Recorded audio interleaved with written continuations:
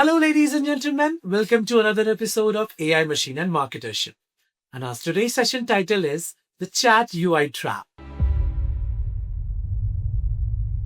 Why AI products are regressing back to 1980s interface? Well, chat has quietly become the integral, or I would say, inseparable part of AI interface. It feels simple, familiar, and powerful. But the text also makes us somehow or other aligned to one question, and that is the blank box. The blank box places a great deal of responsibility on a user. You need to know what they want, how to ask, how to respond to the questions, and in a very reliable manner. So, the chat generally is best way to interact with the artificial intelligence, or or we are replacing it with the buttons, dashboards, menu, visual workflows with one modern version of a command line. Well, to unpack these topics, we are accompanied by two of our speakers who are actually the good resource in this topic. Please welcome Mr. Arpit Srivastava, Vice President of Growth Marketing and Analytics at Growth Natives, accompanied by Mr. Akhil Yadav, Associate Director of Product Management at Growth Natives. Welcome, Arpit. Welcome, Akhil. Welcome to AI Machine and Marketer Show. So, Arpit, Akhil, as I always start my podcast with one question. How are you feeling today? It feels like a co-host rather than guest. Definitely. So always excited to be here. And Akhil is joining us for the first time. So really excited to be on my first podcast in Growth Natives. Well, we expect that to be very, very happening and very good actually because the world waits for your answer as always. So, are you guys ready? Yeah. Okay. So, let's start with our first segment. Starting with you, Arpit. Arpit, my first question is why has chat become the default interface in AI products? I think it's like the history repeating itself. So Right. if you go back in 80s and early 90s, we used to work on command-like interfaces, that is operating systems, where you had that blinking cursor. I don't know if you were born at that time, but there it was. But you got to have that command in your memory, in your brain, Right. and only then you can perform certain action. As simple as creating a file or creating directory, you should basically get that. So it's more like a DOS format for AI interfaces. And whenever we start some of the big shifts like that's happening right now, generally a lot of the engineering team is going to be more heavily involved. Well, if you think from a product management perspective uh, and the end user perspective, I think it is little debatable as well. Why it is happening? Because probably it's easy to get started with a chat interface versus thinking deeply about what user expects and anticipates. So I think it's a good start, but as the application will evolve, uh, the UI for AI will also evolve. Definitely. Akhil? Yeah, so I think he rightly pointed it out, but I also think that because this technology has been made easily accessible to all the users, and there's a lot of buzz around this technology. So every company wants to be an AI first company, so they are forcefully implementing AI chatbot processes. That's also one of the reasons why it is booming a lot. There's a tight deadline. Yeah. You have to have MVP in next 3 weeks. If that's the mandate, then obviously you'll have to start somewhere. And I think having a chatbot experience gives that perception that you're kind of AI native. Yeah. That, That has is seen needed at fantastic. In fact, I've seen so many applications where it is not needed, it's actually adding friction, but still they have a chatbot. And Definitely, yeah. yeah. That's the one thing too. So, okay, now that brings me to the next question to you. Is chat a real setup forward or a return to the command line thinking? What Akhil Arpit said. Yes. Is it that, sir? So I think it's in a way both, depending on how you use it. So uh, at one end, I can say that basically it's an incredible innovation, which is kind of allowing users to interact with softwares in natural language. So it was never done before. So it's a huge leap forward because in from the time when we use syntax-based commands or basically struggle with complex menu. Correct. So that's a great innovation. But on the other hand, if basically you're replacing that whole UI with a chatbot without thinking about the use case, it can add friction as well. Because the whole purpose of this decades of innovation was to basically reduce the amount of thing that the users has to remember, like the syntax fix. So if we are removing that, again, the whole responsibility comes back to the user that he has to remember everything, what all he wants or what the product is capable of. So again, it is bringing back to the same thing, like the Arpit pointed out. So depending on the use case. So yeah, that is like a two-way sword. If you're using it correctly, it can be very helpful. But if you're not, then it can add friction as well. Right. A bit. Yeah, it's like clicks have now again become like 100 words. So, yeah. So you got to have that thing in your mind that what exactly you will achieve. And otherwise, again, it's a blank state. There's no barrier, no direction. So, but I do feel that with all the advancement in the models, uh, probably you will also see when you're working with Claude, they tend to give you some cues and directions to the next best action. So in that sense, if that is well covered in your use case, in certain scenarios, that is helpful as well. Right. So, Arpit, where does chat make AI faster, easier, or I would say more natural to use?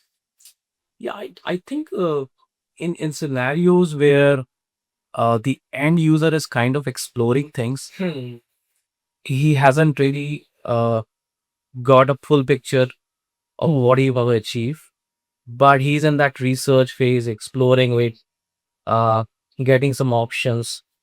The overall chat experience is a great place to go, where you have a clear view on what the end task you want to accomplish.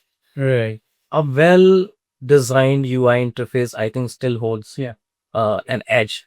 So let's say, for example, uh, it's a app for let's say a Zomato kind of a app.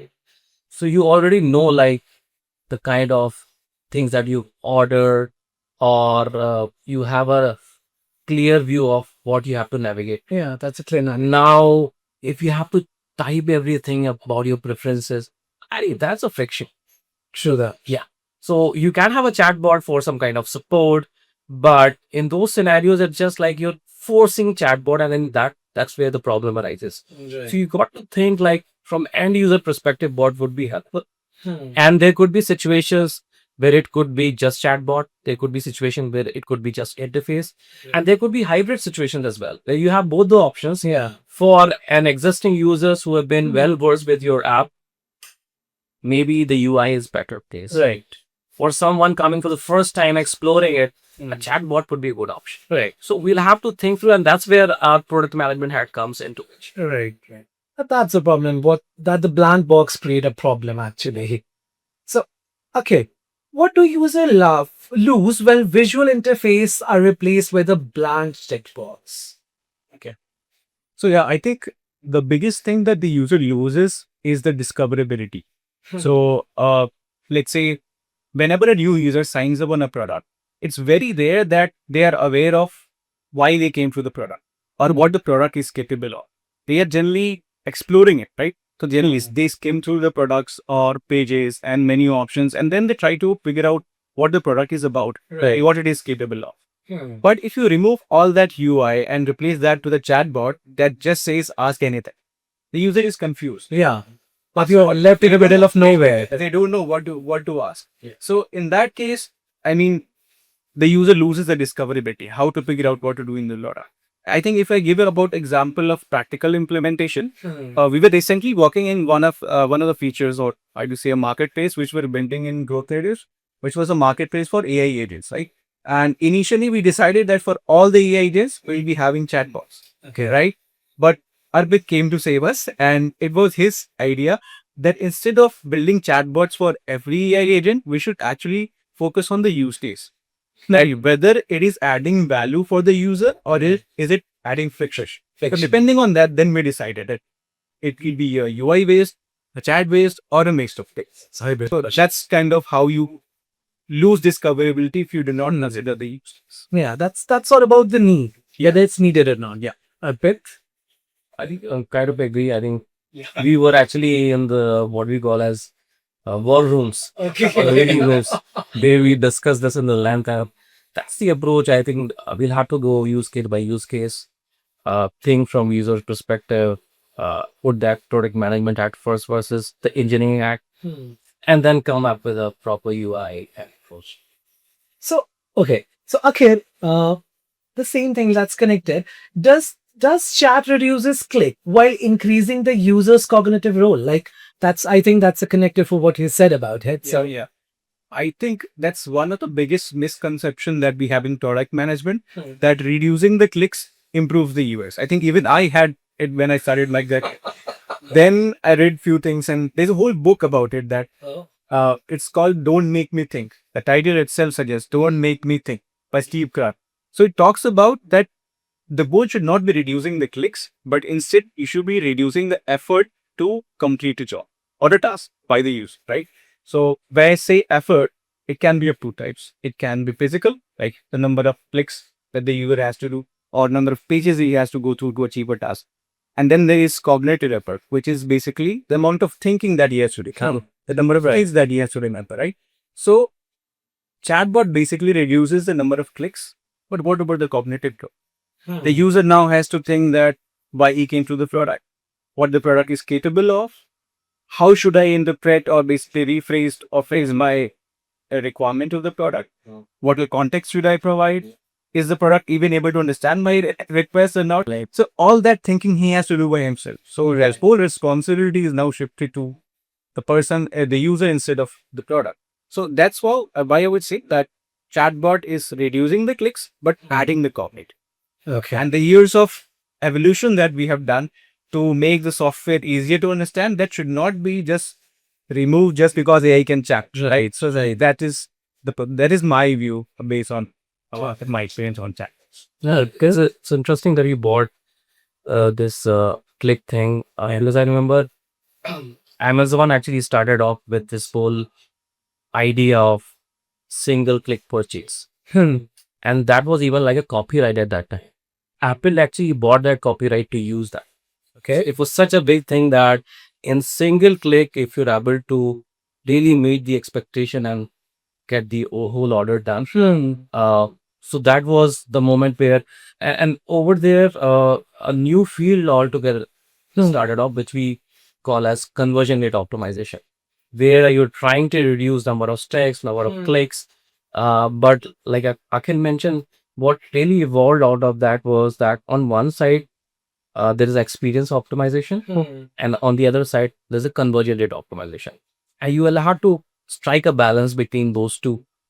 On one hand, you have to make sure that the experience of user is not taken lightly.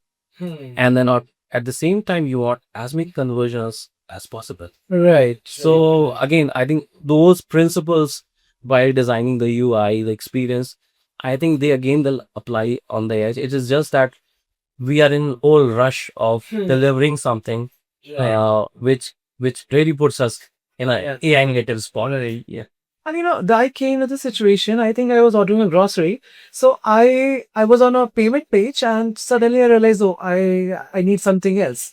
So I stepped back, and then I get a message, oh, you missed your payment, but don't worry, the order is on the way. You can pay when it's receipts. So that I like, okay, that's for the user. That's not making me do whole thing again. So that makes sense sometimes. So, Arpit, now, how can user discover AI capabilities when they don't know what to ask? Yeah, I mean, like, that's where I think what will eventually happen, it's happening right now as well.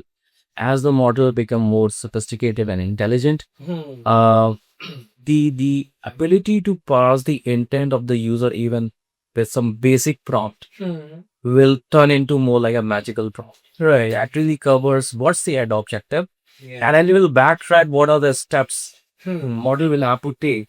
Right. Rinse it, repeat it, and so you are not in mercy of those 100 words.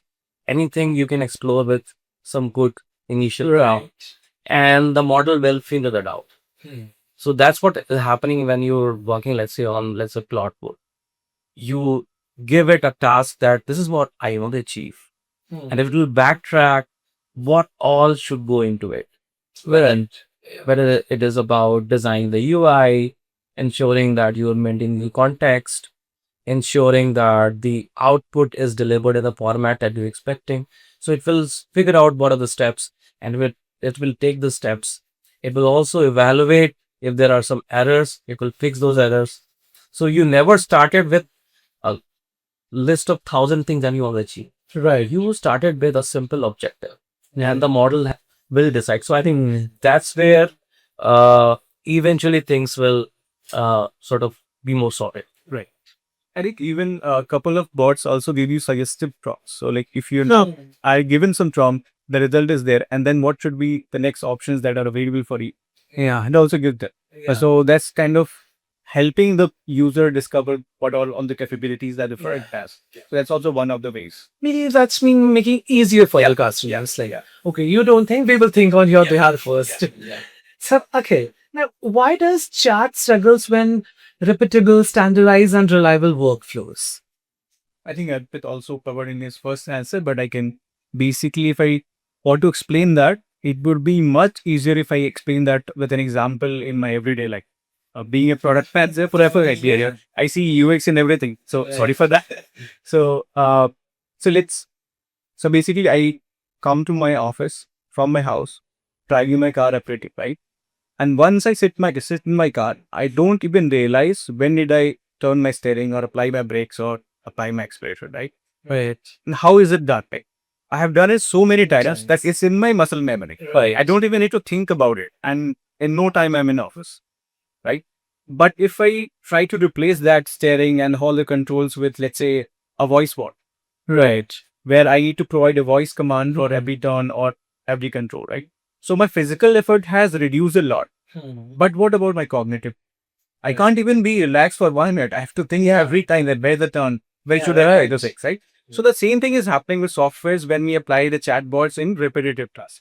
It's fine for like open-ended tasks where you are basically exploring things like writing a blog or creating a prototype or brainstorming ideas. So these are like open-ended tasks where you know the goal, but not the way, how to reach it. It's kind of iterating how you are reaching to that goal. But for a repetitive task where you know what exactly needs to be done to achieve that goal, if I start chatting or talking, adding all my inputs in a chat bot, it actually adds friction and increases the time to do that job.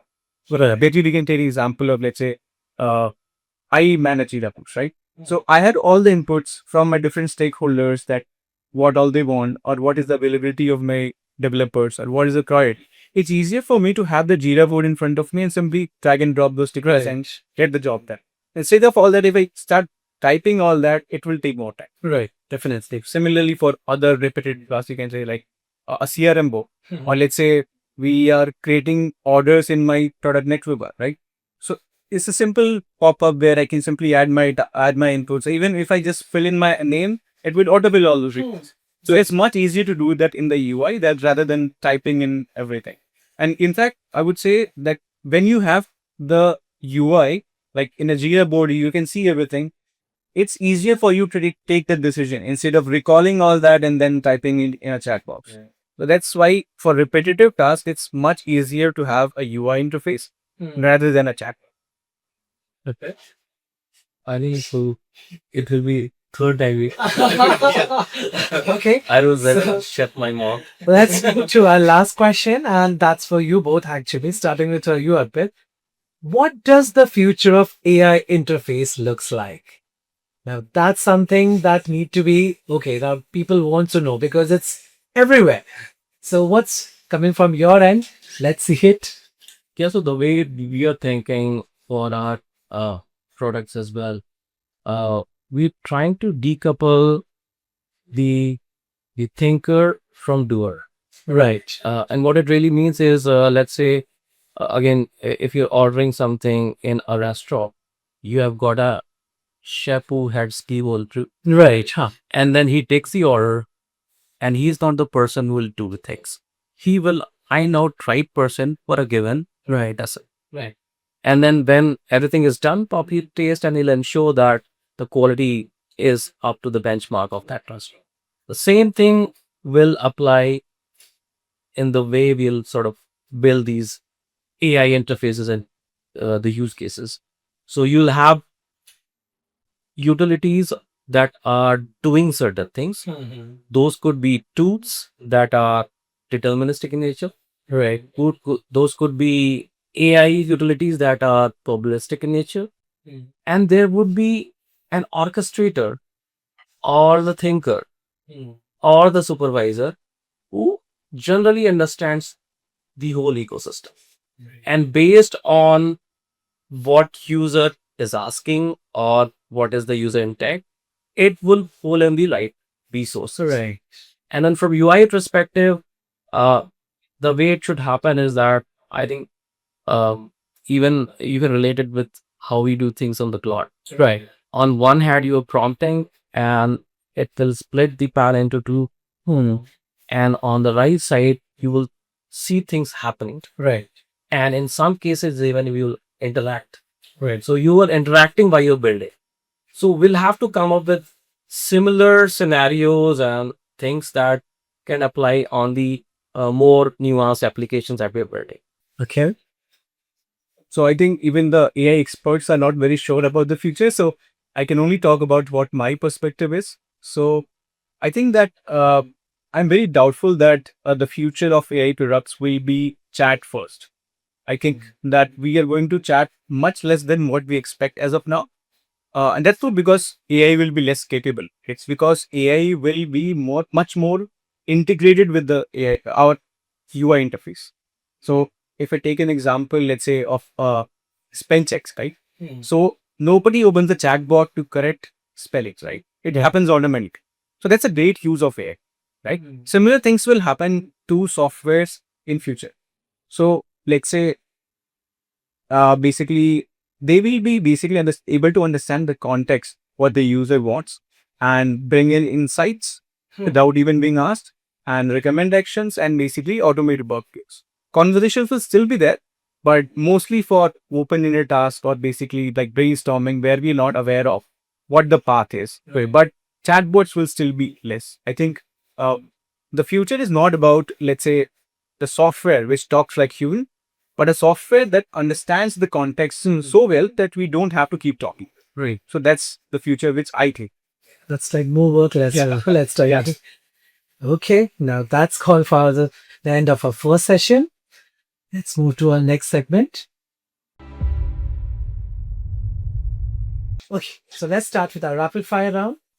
Arpit, what is one AI feature you wish existed as a button? Can I have two? Definitely.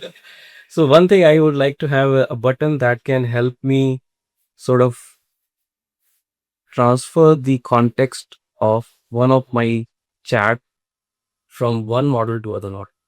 Because a lot of times we face this issue that in the cloud that your tokens are not available. So can I actually continue, let's say, in OpenAI? Okay. So that interoperability would be helpful. And then part of it is also because for certain use cases, a given LLM is more relevant. So for example, Perplexity has good context about company data. It could be a good use case there. And then you are able to navigate, that could be helpful. And second one is a button that can clone Okay. the existing chat so that I need not to start again for a similar task, because if you keep on adding on same chat for some second Overburdens. yes, so I think clone could be another button that I felt that First one is really used, but I never thought about it, but that's really, really used. Yeah, that's good. Even I was thinking, okay, that's absurd. Arpit, would you rather explore a tool or watch a tutorial first? So nobody. What is the most overrated part of prompting? I think when we started 2-3 years back, prompt engineering was like hot, Yeah. but I think now it's overrated because like I said, lots happening on the model end Yeah. itself. It's still there, but It's on a lower. Okay. Should AI remember your working style automatically? Definitely, I think it should personalize, but it should not be key. Right. And you probably have noticed personalization has always been there for last 10 years or so. Right.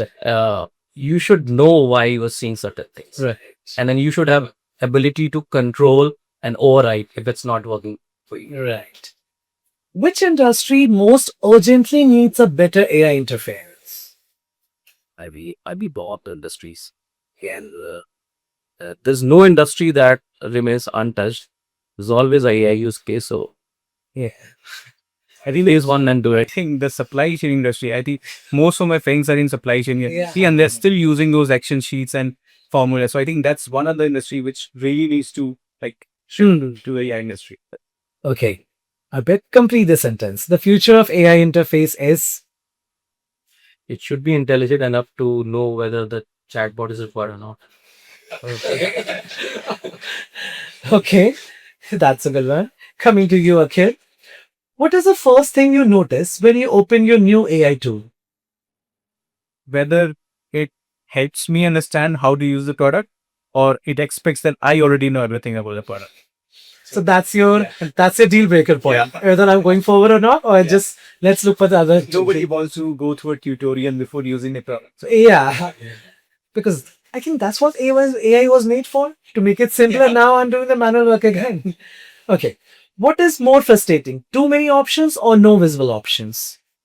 I think when you have too many options, you can still ignore the ones which are not useful for you. Right. Because human eye has that capability of Yeah. figuring it out what is important. But when you don't have any options like a blank slate, you have two lists. So that's always more frustrating. Okay. What is one task you would never want to complete through chat? Like I mentioned about the Jira board, right? I never want to manage my Jira boards through a chat board, like typing everything. And even like tasks like creating a roadmap. So you don't want to do that with a chat board. Right. It's much easier. Would you trust an AI generated workflow without reviewing it? Not as of now, maybe in future, but we're still way to go. Yeah. No. What is more important in an AI product, speed or control? I think most of the AI products that we have right now, they actually have speeding up the processes that we are working on. So that's everywhere. But control is going to be the differentiating factor. So I think control is more important than speed. Okay. Which is one traditional interface element AI product should bring back? I think dashboards, like Dash. a well-designed dashboard gives you a lot of insights about like whatever operations or the task you're doing without being asked. So that is one thing which is really useful. And I think most of the AI products should have that. Well, that's it for the segment 2. Well, thank you so much, Arpit. Thank you, Akhil, for joining us. It was really great talking to you. Thank you. Well, our today's discussion reminds us that the future of AI may be maybe not about choosing between the chat or the traditional interface. It may be about designing the right combination of conversation, visual controls, automation, and human oversight. The best AI interface will not only respond to the user, but it will help them to understand what is possible, remains in control, and complete the work reliably. Well, thank you so much, audience, for joining us today. Till the time we meet next time, keep learning, keep exploring. Thank you.